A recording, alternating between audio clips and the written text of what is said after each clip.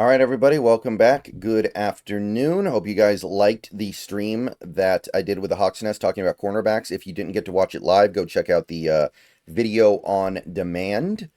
Should be up by now on the channel and learn about the cornerbacks in this draft. All right, so we did one video on linebackers. We're already down to round 4 in terms of where the prospects are roughly expected to go. Keeping in mind there's always room for unexpected things to happen, but the linebackers in this class just fall off a cliff almost immediately. The 4th ranked linebacker when I took this data was Chris Paul Jr. of Ole Miss. And right away, we're going to notice something pretty significant here. 22 years old, very small, like probably too small to realistically expect to be good. We're talking about a guy that is not even 6'1", not even 225, one of the smallest off-ball linebackers ever. Well, over the last 26 years at the Combine, sub 30-inch arms, some of the shortest off-ball linebacker arms ever. Like, that's a lot to overcome. Right off the bat, we're already like, wait a minute, is this guy a real NFL player? He tested okay, but nowhere near good enough to justify being 222 pounds, 4'6", 40, 162, 10-yard split. Like, that's not going to justify this at all. Like, I know Campbell's a blue chipper, borderline blue chipper, but Campbell is 13 pounds heavier, and he's running 0.1 seconds faster on his 40 and almost 0.1 seconds faster on his split. Aggregate puts him in the early 4th. He's got 2 years of good production at Ole Miss. 88 tackles last year. Over the last two years combined, you're looking at like 160 tackles. I 18 tackles for loss, so he's making a lot of stuff happen in the backfield. He's got some blitz production. Really good PFF grade last year for whatever we think about that. He's really good against the run, or at the keep in mind when we're talking about this stuff, it's mostly college level stuff. He's good against the run. He's smart. He's cerebral. He understands how to diagnose plays. Understands how to look at what's going on in front of him and figure out what's going on. He's a pretty good tackler, at least at the college level. I don't think he always was, but he's become a pretty reliable tackler.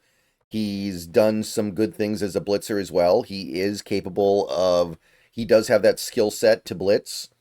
Should be a decent zone dropper. He's competent reading plays and diagnosing action from zone. He's got that sideline to sideline range in terms of his coverage.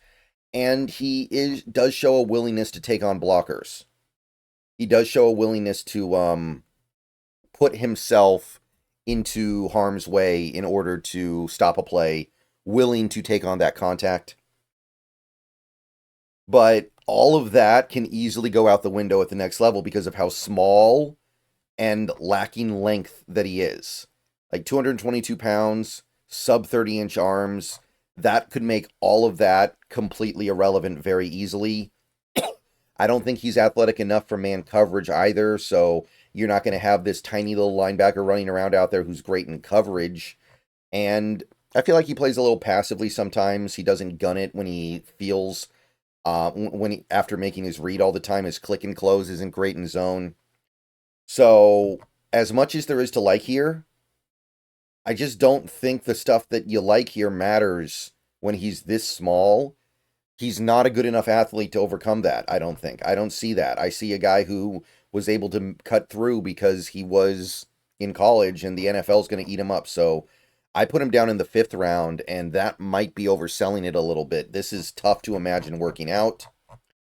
Next guy is going to be Danny Stutsman of Oklahoma. The Sooners, 22, good size. He's very tall. He's actually lean.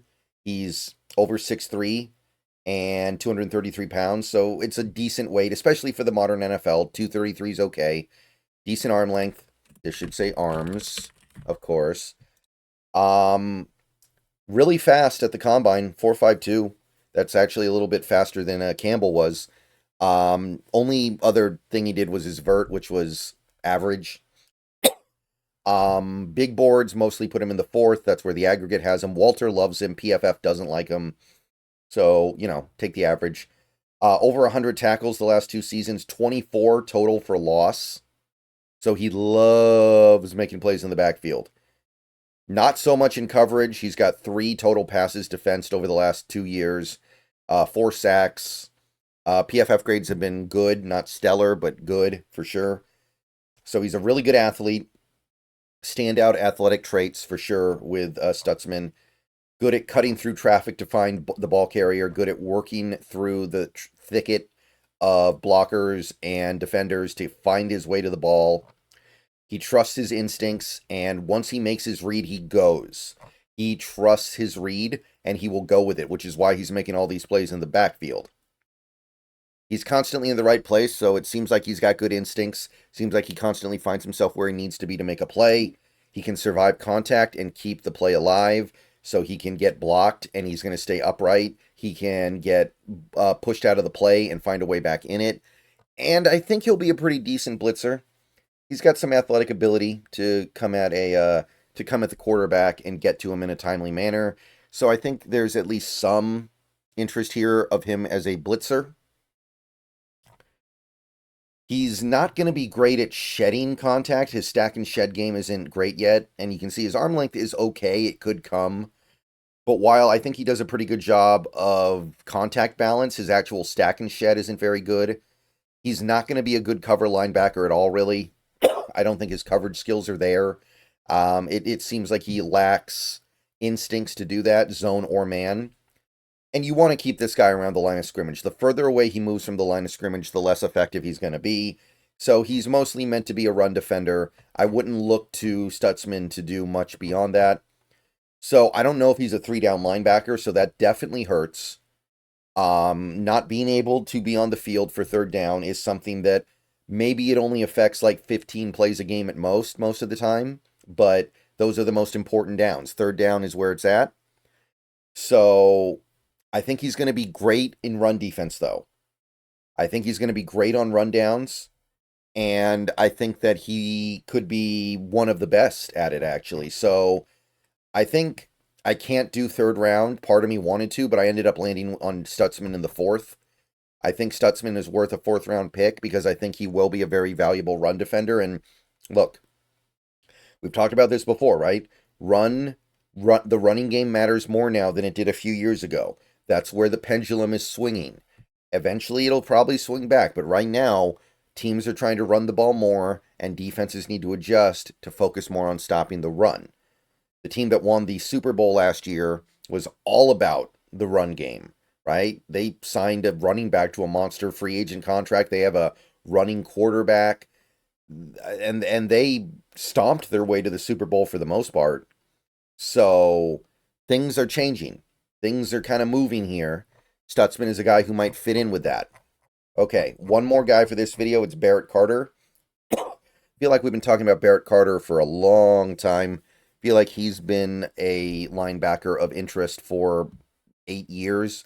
Really, it's probably only been like 2 or 3, but Carter's been on my radar for a minute here. Clemson Tiger, 22 years old. Very undersized.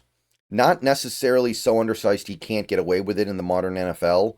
231 is certainly light historically. For the moment, it's acceptable. But again, that may change. Like the pendulum swings. So 231, you're pushing it a little bit. Arm length is okay, 32 and an eighth. Testing scores were pretty lackluster, not very athletic, which right away we've got a big problem here, right? He's small, but he's also not terribly athletic. Like, what are we getting excited for now? You got to give me something on that front, right? I'm not going to get that excited if you give me nothing there. So big boards mostly put him in the 4th round. Not huge production, honestly, over the last couple years, but he did make a lot of plays in the backfield. 21 tackles for loss and 7 sacks over the last 2 seasons. 12 passes broken up in coverage as well. So that's actually quite notable. He's a playmaker, even if he's not necessarily somebody who's in on a ton of plays. His ability to shoot gaps into the backfield is very impressive, really good at finding air, getting through it, and finding the ball carrier. Really good at working through blockers just in general, really good at finding his way through traffic, getting to the ball. His movement skills are good. His ability to move in space, his reactive athleticism is good. Change of direction stuff is good. Covers a good amount of ground. He is able to fly around a little bit there. He's a really good blitzer as well. One of the better blitzing linebackers in football, college football recently. And he's a pretty sound fundamental tackler. Even when he's in a one-on-one situation in the open field, he's pretty good at breaking down and getting the ball carrier down. So Barrett Carter definitely brings some nice things here. It is troubling to me that he's been playing football, a linebacker, as much as he has in his career, and it doesn't feel like he has a very strong understanding of cerebral linebacker play. Feels like he doesn't have a great sense of where to be. He doesn't have great instincts. There's a lot lacking in those regards. So I look at that and I kind of go, where this stuff should be a little further along than it is.